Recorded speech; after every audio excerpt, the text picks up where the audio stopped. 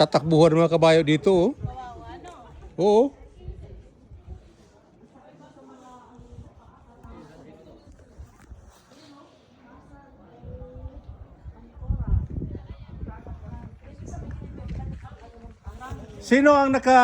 Sino ang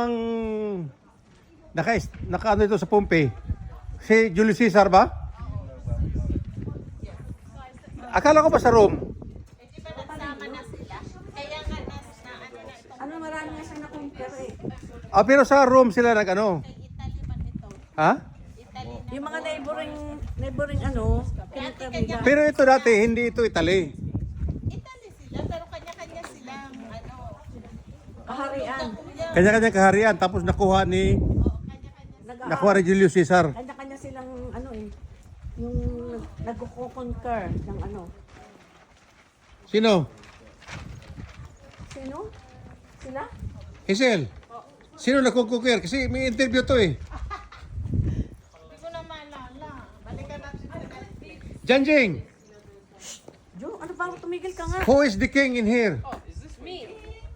Pompey. Who's the king in Pompey? Julius Caesar? Bastille, no. Bastille the band. Ha? Bastel dapat. Bas You tell me who is the king. Julius Caesar.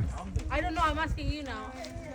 I deflect the question. Ang daming parang punang aso ah. Paano kaya nilagay dito mga bato-bato na to? Walang hiya to mga ang mga ano to kabayo so dito siguro talagang ano eh hirap maglakad. Alright,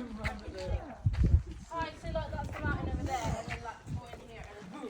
Malaki talaga tong kaharian dito ng ano.